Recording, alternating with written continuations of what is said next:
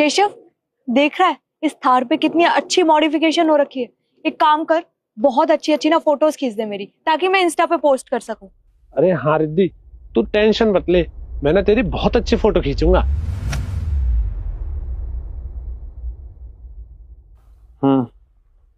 अच्छी आ रही है? हाँ, ऐसी रहे ऐसी रहे, बहुत बढ़िया।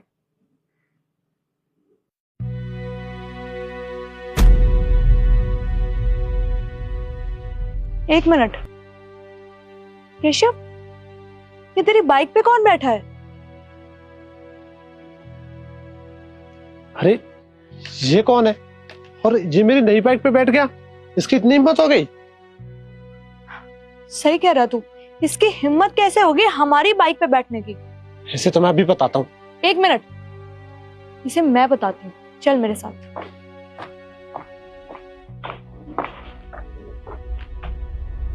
बस साइड हट। तेरी हिम्मत कैसे होगी हमारी इतनी महंगी बाइक पे बैठने की? अरे मैडम, आप लोग कौन हो और मेरे साथ बदतमीजी क्यों कर रहे हो? ये तो तू छोड़ ही दे कि हम कौन है, पहले तू बता, तू हमारी बाइक पे बिना पूछे कैसे बैठा है? अरे मैडम, आप मेरे साथ बदतमीजी क्यों कर रहे हो? बदतमीजी ना करूं तो आरती उतारू तेरी? तेरी हिम्मत कैसे होगी हमारी बाइक पे बैठने की, वो भी बिना पूछे? अरे मैडम, मैं वहां से चल के आ रहा था, मेरी कोई अर्जेंट कॉल थी, इसलिए मैं टेक लगा के बैठ गया, तो क्या हो गया? एक तो तू हमारी बाइक पे बिना पूछे बैठ गया है, ऊपर से हमें ज्ञान दे रहा है। अगर स्क्रैच आ जाता तो? अरे मैडम, बाइक पे ऐसे बैठने से स्क्रैच कहाँ आते हैं? मैंने क्या बोला? अगर आ जाता तो तू पैसे देगा या तेरा बाप? देखो मैडम, आप बहुत बदतमीजी कर रहे हो मेरे साथ, और ऐसे बाइक पर बैठने से कोई स्क्रैच नहीं आता बाइक पे। केशव, ये कुछ ज्यादा ही बकवास नहीं कर रहा है? अबे ओ, बदतमीजी ना तूने अभी देखी नहीं है, और तुझे तो मैं अभी बताता हूँ। केशव, रहने दे, अगर इसके कुछ हो गया ना तो पैसे भी हमें ही देने पड़ेंगे। हाँ हाँ ठीक है, वैसे भी आज सोमवार है, और सोमवार वाले दिन ना मैं किसी से लड़ाई झगड़ा नहीं करता, ठीक है ना? वरना दिखाता तुझे सिस्टम।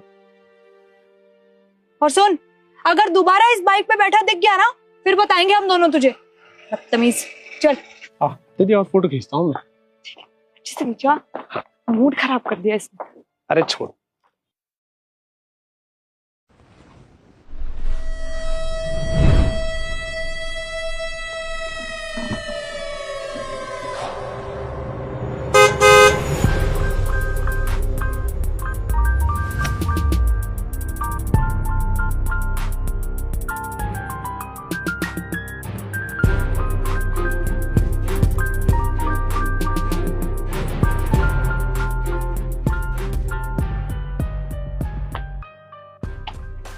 ये आपकी थार है?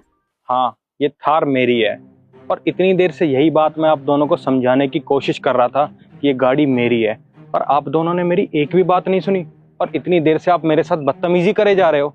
आप मुझे एक बात बताइए, आपकी बाइक के ऊपर मैं बैठ गया तो उसमें स्क्रैच आ जाएंगे? मैं उधर से आया, मैंने देखा आप दोनों मेरी गाड़ी के साथ फोटो खिंचा रहे थे, तब मैं वहां जाकर बैठा। मुझे कोई शौक नहीं है आपकी बाइक के ऊपर बैठने का, और अगर चाहता तो मैं भी आपके साथ बदतमीजी कर सकता था, क्योंकि आप दोनों ने बिना पूछे मेरी गाड़ी के साथ फोटो लेने की हिम्मत करी है। पर मैं ऐसा नहीं हूँ, क्योंकि मैं आप दोनों के साथ बदतमीजी नहीं कर सकता। मेरे माँ बाप ने मुझे अच्छे संस्कार दिए हैं, आप लोगों की तरह नहीं है। और हाँ, एक बात बता दूं, आप दोनों को देखकर ये लगता है कि तुम्हारे पास पैसा नया नया आया है, इसीलिए तुम्हारे अंदर इतना घमंड है। मैडम, मैं तुम्हें एक बात बता देता हूँ, पैसा दुनिया में बहुत लोगों के पास है, पर हर कोई इस पैसे पर घमंड नहीं करता, क्योंकि ये तो आने जाने वाली चीज़ है। और आप दोनों को देखकर पता है क्या लगता है? आपके पास जो पैसा है ना, वो खुद का नहीं है, वो माँ बाप का है। मैडम, इतना घमंड मत करो पैसे पर, क्योंकि ये पैसा आज है, कल नहीं होगा। और रही बात तुम्हारे सिस्टम की, तो तुम्हारा सिस्टम मैंने देख रखा है, और अपनी ये बाइक यहाँ से हटा लो, वरना ये कहीं कबाड़े में तुलती हुई दिखेगी तुम्हें। चलो हटा यहाँ से।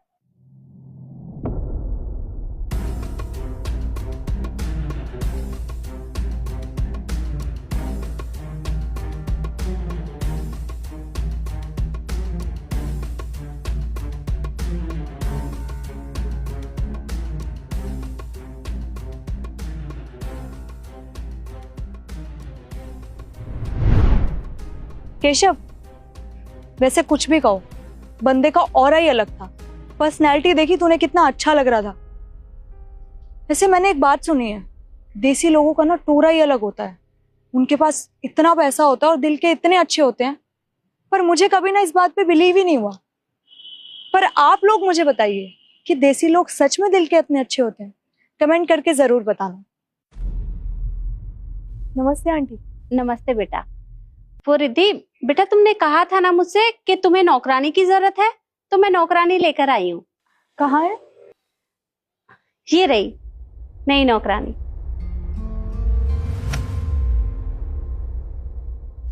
आप बाहर क्यों खड़ी हैं? आइए ना, ऊपर चलते हैं। हाँ, आजा अंदर।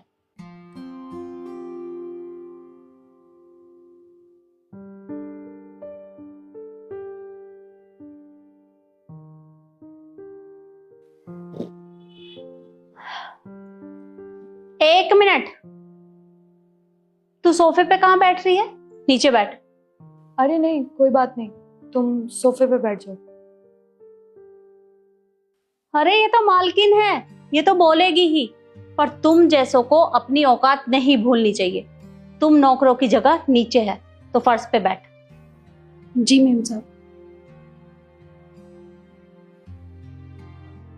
और देख बेटा, ये घर का सारा काम जानती है, घर की साफ सफाई, झाड़ू पोछा, कपड़े, बर्तन, और तुझे पता है ये टॉयलेट भी साफ कर लेती है। तो रुक, मैं तुझे डेमो दिखाती हूँ। अच्छा सुन, हम दोनों के लिए अच्छी सी चाय बना कर ले आ। मैम साहब, रसोई कहाँ पर है और बाकी का सामान? आगे जाके उल्टे हाथ पे है रसोई, और चीनी और चाय पत्ती स्लैब पे होगी और दूध फ्रिज में होगा। और हाँ, चाय एकदम बढ़िया बनाना। देख बेटा, ये ना सारा काम बहुत सफाई से करती है, पर हाँ तू ना इसके ऊपर नजर रखना। मानती हूँ कि ये गरीब है, लेकिन ये लोग ना ऐसे ही होते हैं। अरे तुझे अपने जाल में फंसा लेगी और कब घर का सफाया कर देगी तुझे पता भी नहीं चलेगा। बस इस पे थोड़ा ध्यान रखना। वैसे आपको कहाँ मिली थी ये? अरे वो हमारे पड़ोस के गुप्ता जी है ना, ये उन्हीं के घर में काम करती है, तो उन्होंने ही मुझे बताया था। और गुप्ता जी बता रहे थे कि शादी के तुरंत बाद ये अपने सास ससुर को खा गई, इतनी मनहूस है, और उससे कुछ दिनों बाद ही इसने अपने पति को भी निगल लिया। पर बेटा बस काम सफाई से करती है, इसलिए मैं इसे यहाँ ले आई। और कहाँ रहती है? अरे वो हमारे घरों से निकलकर वो सामने झुग्गियां है ना, जहाँ गरीब लोग रहते हैं, ये बस वहीं पे रहती है। और अच्छी बात तो ये है कि इसके परिवार में कोई नहीं है, अकेली है, बस यहाँ वहाँ घरों में काम करके अपना गुजारा करती है। बस इसी से ये अपना पेट पाल रही है। बस तू इस पे ध्यान रखना।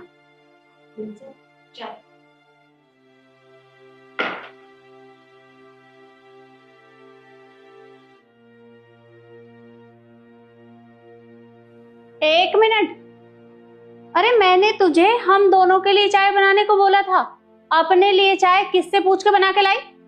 मैम साहब, मुझसे बहुत बड़ी गलती हो गई। मैं ये चाय नहीं पीऊंगी। वो तो बस चाय बच गई थी, तो मैंने सोचा फेंकने से अच्छा है मैं पी लेती हूँ, पर मैं आगे से नहीं पीऊंगी। क्या कहा तूने? गलती हो गई? अरे कल को तू घर का सफाया कर देगी और कह देगी कि मुझसे गलती हो गई, कान के नीचे एक लगाऊंगी ना तो सारी अक्ल ठिकाने आ जाएगी तेरी। आंटी जी, बहुत हो गया आपका। इतनी देर से देख रही हूँ आप उसके बारे में उल्टा सीधा बोले जा रही हैं। नहीं नहीं रिद्धि, तुम उनसे ऐसे मत बोलो, ये हमारे से बड़े हैं, हो जाता है। रिद्धि, ये तेरा नाम कैसे जानती है? क्योंकि सहेलियां ना एक दूसरे को नाम से बुलाती हैं, मेम साहब और मैडम करके नहीं बोलती, समझी आप? ये मनहूस तेरी सहेली है? बेटा ये सही है, शादी फिक्स हो गई और सबसे लेट तो मुझे ही बता रही है, जिसको तुझे सबसे पहले बताना चाहिए था। हाँ यार ऐसी कोई बात नहीं है, कोई अपनी बेस्ट फ्रेंड को भूलता है क्या? तू तो जानती है कि ऑफिस में मुझे कितना काम होता है, पूरा दिन कैसे निकल जाता है ना पता भी नहीं चलता। और ऊपर से घर में सारा दिन शादी की प्रिपरेशन होती रहती है, उन सबके बीच में निकल के आना ना बहुत मुश्किल हो जाता है, लेकिन मैं फिर भी आई ना। वो बस रहने दे, मुझे पता है तूने क्यों नहीं बताया, क्योंकि अब तो लाइफ में कोई और आ चुका है ना, तो मुझे तो तू भूल ही जाएगी। ऐसी कोई बात नहीं है, कोई किसी की जगह नहीं ले सकता। तू मेरी बेस्ट फ्रेंड है, थी और रहेगी। पर देख, मैं तेरे लिए तेरी फेवरेट मिठाई लाई हूँ, गेस कर। काजू कतली। यस, ये ले।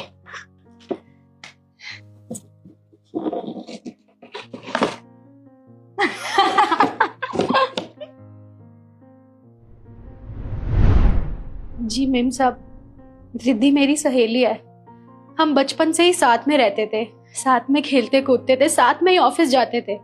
फिर मेरी शादी हो गई और मैं शहर आ गई, और इससे बातचीत मेरी बंद हो गई क्योंकि हम एक दूसरे काम में इतने व्यस्त हो गए थे कि हमें टाइम ही नहीं मिलता था। और एक दिन मेरा फोन टूट गया तो हमारा संपर्क भी नहीं हो पाया। देख बेटा, मैं मानती हूँ कि ये तेरी बचपन की दोस्त है, पर ये दोस्ती वोस्ती कुछ नहीं होती। अरे ये बहुत मनहूस है और ये तेरा नुकसान कर देगी। तू इसके बारे में मत सोच। देखिए आंटी, दोस्ती ना हालात देख के नहीं की जाती है, इंसान देख के की जाती है। और ये मेरी बचपन की दोस्त है, इसके बारे में मैं उल्टा सीधा कभी नहीं सुन सकती। समझ आ रही है आपको? और एक बात बताइए, आपको अच्छे से पता था वो किन हालातों से गुजर रही है, क्या सिचुएशन है उसकी लाइफ में, फिर भी आपने उसके साथ क्या किया? एक बार पूछना जरूरी भी नहीं समझा कि उसकी लाइफ में क्या प्रॉब्लम चल रही है? ऊपर से आपने अपने घर का काम करवाया, पर आप क्यों पूछेंगी? आप तो घर की मालकिन है ना, और वो नौकरानी। आप तो नौकरों को इंसान समझती ही नहीं है। असल बात तो यही है। और आपको तो अपने घर का काम निकलवाना था, वो आपने निकलवा लिया। उसके बाद आप मेरे घर में इसको लाकर मेरे सामने इसकी बेइज्जती कर रही हैं। और हाँ, आप ना अपने लिए नई नौकरानी ढूंढ लेना, क्योंकि ये आज के बाद किसी के घर में काम नहीं करेगी। समझिए आप?